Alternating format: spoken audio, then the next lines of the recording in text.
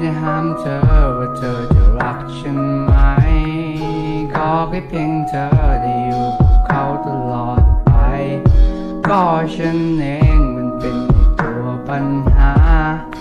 ถ้าไม่ทักเธอไปมันจะไม่เป็นแบบนี้เลยไม่ได้ห้ามเธอว่าเธอจะรักฉันไหมขอแค่เพียงเธอได้อยู่กับเขาตลอดไปก็ฉันเองมันเป็นตัวปัญหาถ้าไม่ทักเธอไปมันจะไม่เป็นแบบนี้เลยอยากย้อนกลับไปในตอนที่ฉันกำลังจะทักบอกให้ตัวเองนั้นหยุดพักบอกให้ไม่รักเอาละไม่ทักดีกว่าบางทีก็เหนื่อยบางทีก็ท้อว่าอยากง้อพอดีไม่พร้อมความผิดของฉันมันยังตัวที่เราไปสร้างปัญหาจนกะโง่ของฉันที่มันดันเชื่อคนง่ายไปรักคนง่ายไปหลงคนง่ายเอาละคือแบบว่าใจฉันง่ายไปยิ่งรักยิ่งหลงยิ่งทำเธอเหลิงยิ่งไม่ให้ความหวังสุดท้ายมันพังนึกถึงความหลังคือแบบว่าเธอนั้นได้ใจแค่เพียงแต่เป่าหูแค่เพียงแต่ส่งยิ้มแค่เพียงแต่จ้องตาแค่เสวนาเท่านั้นเองแค่เพียงแต่เป่าหูแค่เพียงแต่ส่งยิ้มแค่เพียงแต่จ้องตา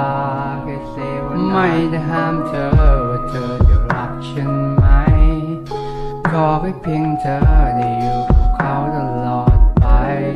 ก็ฉันเองมันเป็นตัวปัญหา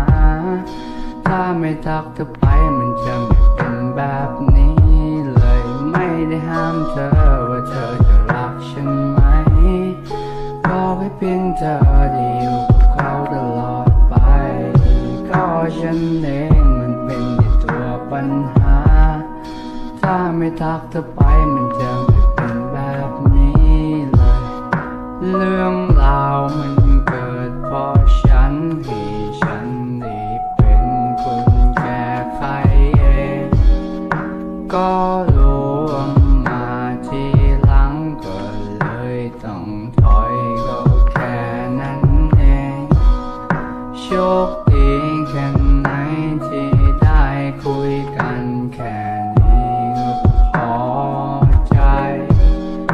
มันคงจะถึงเวลาของฉันก็เลยต้องหายไปแค่เพียงแต่เป่าหู